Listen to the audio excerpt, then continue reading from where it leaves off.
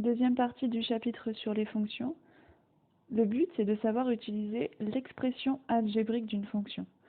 Donc pour expliquer ce que c'est, on peut imaginer une machine qui s'appelle h, c'est le nom de la fonction, et cette machine, d'abord elle multiplie par 2 et ensuite elle ajoute 3. Et donc cette machine, comme on a vu dans la vidéo précédente, on fait entrer un nombre ici et il en ressort un deuxième. Pour trouver l'expression algébrique de la fonction, il faut qu'on arrive à écrire une formule qui nous permet de connaître cette fonction pour n'importe quel nombre de départ. Quand je ne connais pas un nombre en mathématiques, on a l'habitude d'utiliser une lettre. Donc pour trouver l'expression algébrique d'une fonction, je vais dire que je fais entrer le nombre x dans la machine. D'abord, je dois multiplier par 2, donc c'est 2 fois x que je peux aussi noter 2x. Et ensuite, je dois ajouter 3.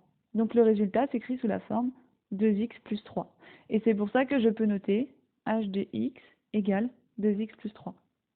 Grâce à cette formule-là, je vais pouvoir calculer l'image et l'antécédent de certains nombres par cette fonction h. Première question. On nous demande de calculer l'image de 4. Ça veut dire que je ne connais pas le résultat final, parce que c'est ce que je cherche l'image, et je sais que le résultat que je fais entrer dans cette fonction, c'est 4. Donc, comme je fais entrer le nombre 4, je l'écris sous la forme h, entre parenthèses 4, égale. Et maintenant, je vais utiliser l'expression algébrique, qui est ici, là. Je sais que h de x, c'est égal à 2 fois x plus 3. Donc h de 4, le x qui est ici, a finalement été remplacé par 4 ici dans notre expression. Donc, dans l'expression 2x plus 3, je vais remplacer le x par 4, en faisant attention au fait que 2x, c'est 2 fois x. Donc mon expression va devenir 2 fois 4 plus 3. Et il ne me reste plus qu'à faire les calculs. La multiplication est prioritaire, donc 2 fois 4, 8, plus 3, 11. Donc l'image de 4, c'est 11. C'est la même chose que si j'avais fait entrer le nombre 4 dans la machine juste ici. Je multiplie par 2, ça fait 8, et j'ajoute 3, ça fait 11. On retrouve exactement la même chose qu'en utilisant la machine. Question 2, cette fois-ci on nous demande de calculer l'image de moins 1. Donc c'est pareil, je vais calculer h, entre parenthèses, moins 1. Pour ça, je remplace le x par moins 1. Attention, 2x plus 3 va devenir 2 fois moins 1 plus 3. Et il ne faut surtout pas oublier cette multiplication entre le 2 et le moins 1. 2 fois moins 1, ça nous fait moins 2. Moins 2 plus 3, plus 1. Donc l'image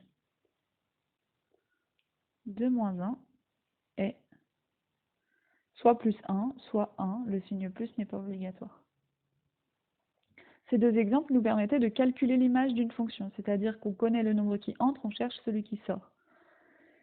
Cette fois-ci, pour les questions 3 et 4, on va essayer de faire l'inverse. Donc j'efface ce qu'on a fait pour les images et on passe à la recherche d'antécédents. Comme on a fait dans la vidéo précédente, si je cherche l'antécédent d'un nombre, ça veut dire que je connais le nombre qui sort. Si je connais le nombre qui sort, pour retrouver le nombre de départ, on avait vu qu'il fallait réaliser les opérations inverses. Pour la question 3 par exemple, si je veux calculer l'antécédent de 15, ça veut dire que c'est 15 le nombre qui sort. Au lieu de plus 3, je vais faire moins 3. Et au lieu de la multiplication par 2, je vais faire une division par 2. 15 moins 3, ça nous fait 12. 12 divisé par 2, 6. Ça, c'est la méthode avec la machine. Mais on va aussi pouvoir le résoudre juste avec l'expression algébrique de la fonction. Je veux calculer un antécédent de 15. Donc je sais que mon résultat, ça doit être 15. Et je ne connais pas encore le nombre qui entre dans la machine, donc ce nombre, je vais le noter x. Donc finalement, je cherche quelle est la valeur du x pour que h de x soit égal à 15. Mais h de x ici, je peux le remplacer par l'expression qui est là. h de x, c'est la même chose que 2x plus 3. Donc je peux écrire 2x plus 3, et je sais que ça doit être égal à 15. On obtient une égalité avec un x, donc une inconnue. Donc je vais résoudre l'équation. Pour résoudre l'équation, je sépare les termes sans le x des termes en x. D'abord, je vais essayer de mettre les deux termes rouges du même côté. Donc pour cela, je vais enlever le plus 3 qui est à gauche. Pour enlever un plus 3, je fais moins 3. Attention, je suis obligée de le faire des deux côtés de l'égalité. Une fois que cette opération a été faite, à gauche, il me reste le 2x. À droite, 15 moins 3, ça nous fait 12. Et maintenant, je vais essayer d'enlever le 2 qui est devant le x ici. Ce qu'il ne faut pas oublier, c'est que 2x, c'est 2 fois x. Donc pour enlever le 2, je vais passer par une division. Et je divise par 2 des deux côtés, donc ça me fait x égale, et 12 divisé par 2, ça nous fait 6. Et on retrouve le même résultat qu'avec la machine. On va essayer l'exemple 4. Donc, pour la question 4, on vous dit qu'on veut calculer l'antécédent de moins 17 par la fonction h. Pour refaire avec la machine, pour vous donner un exemple, si je cherche un antécédent de moins 17, ça veut dire que c'est moins 17 le nombre qui sort ici. Au lieu de faire plus 3, j'ai dit qu'il fallait faire moins 3. Moins 17 moins 3, ça me donne moins 20. Et au lieu du fois 2, je fais diviser par 2 et j'obtiens moins 10. Et je vais passer par le calcul.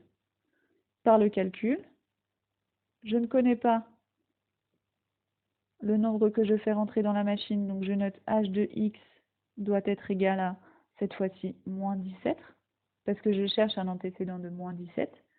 Je sais que h de x, je peux le remplacer par 2x plus 3, qui doit toujours être égal à moins 17. Et maintenant, je vais résoudre l'équation. Donc les termes sans les x, ce sont les deux soulignés en rouge. Et le terme avec le x, c'est celui en vert. Pareil, j'enlève le plus 3, ça me fait moins 3 des deux côtés. Il me reste 2x à gauche qui est égal à moins 20. Et faites attention, si vous n'êtes pas sûr de vous pour les calculs avec les nombres négatifs, utilisez la calculatrice, ce n'est pas interdit. Et ensuite, pour enlever le 2, je passe par une division par 2. Il me reste x à gauche qui est égal à moins 10.